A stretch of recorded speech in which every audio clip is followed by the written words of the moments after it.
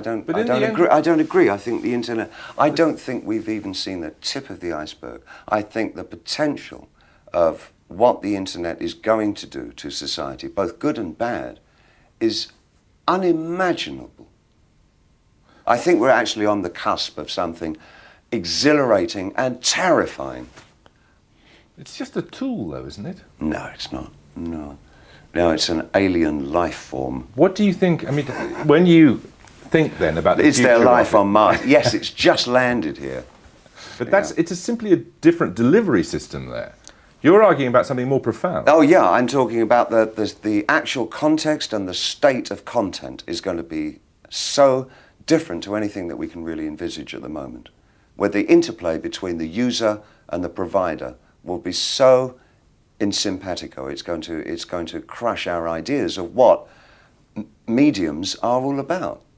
But it's happening in every form. It's happening in visual art. The breakthroughs at the early part of the century with people like Duchamp, who were so prescient in what they were doing and putting down. The idea that the piece of work is not finished until the audience come to it and add their own interpretation, and what the piece of art is about is the grey space in the middle. That grey space in the middle is what the 21st century is going to be about. You were supposed to raise 30 million by selling. At the moment, I'm looking at the net decidedly as an art form because it seems to have no parameters whatsoever. It's chaos out there, which I thrive on, actually. But I do see opportunities, and I'm quite good at maybe putting my finger on those opportunities and running with them. And I'm quite prepared to jump into just about everything in life in the deep end. Well, how significant is this development in terms of music technology? It's still going to come down to the marketing dollar.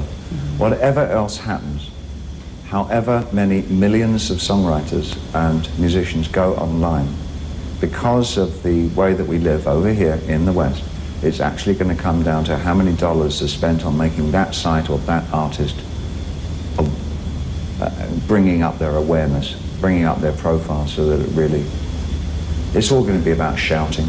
But it's very hard to actually foresee accurately what's going to happen with the internet. Because it's growing exponentially, you really have no idea how wide the parameters are going to get in any given time. When the telephone was first invented, I can't remember, I wouldn't know which president it was at the time, said, "I foresee the day when every town will have a telephone." And I kind of think that we're just about there. You know, our foresight is not very it's a bit short, I think. I think we really have no idea what we've started, which is wonderful. Well, how do you see the relationship between the artists, the record label, and the fans changing through cyber technology? It's been genre-led by rap or hip-hop or girl power or some such. And in fact, the only artists that really have bubbled to the top are more popular music entertainment artists such as Garth Brooks or Ricky Martin, whatever. But the idea of a Hendrix or a Beatles or a Stones or whatever, conspicuously missing this decade. And I think because of that, and also the phenomenon of the rave culture in Europe, it indicates that music is merely becoming a conveyance of information and is not the revolutionary cipher. I think I was quite happy to buy into the idea of reinvention up until the beginning of the 80s, really.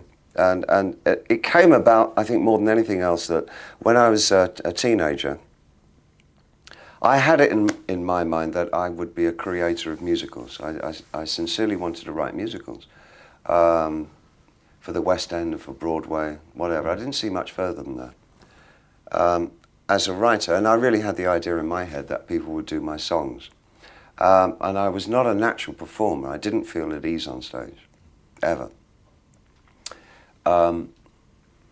And I had created this one character, Ziggy Stardust, that it seemed that I would be the one that would play him because nobody else was doing my songs, and the chances of my actually getting a musical mounted were very slim.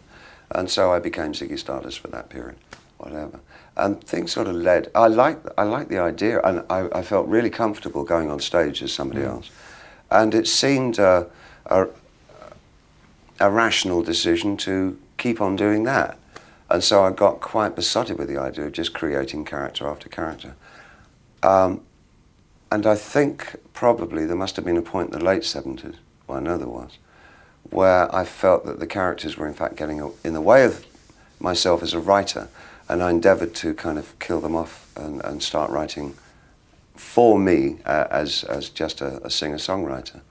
I'm not sure if I was ever successful in that, because I do take a degree of theatricality when I go on stage all the time. That's how I deal with the stage situation.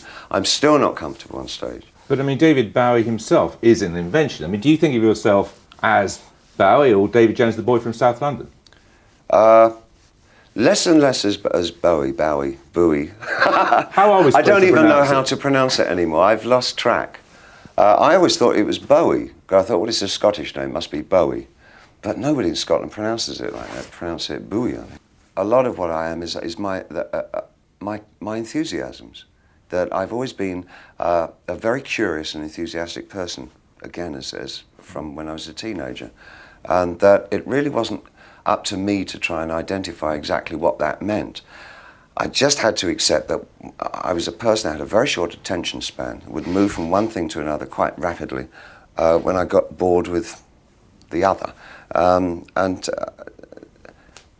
I became comfortable with that and didn't try and identify myself or try and ask myself who I was. The less questioning I did about myself as to who I was, the more comfortable I felt. So now I have absolutely no knowledge of who I am, but I'm extremely happy. But do you find the business of being in the music industry as interesting and attractive as it is? I have nothing to do with the industry. I really have so little to do with it.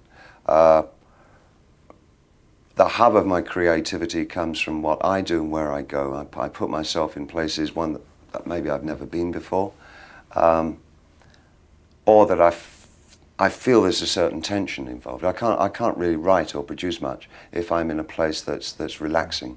I have to have a set of conflicts going around me, not necessarily of my own doing. I've learned that is a particularly bad idea. What do you mean? So, well, I don't create my own conflicts in my own life. I think I might have done that to quite an extent when I was younger. Actually, things were going too smoothly.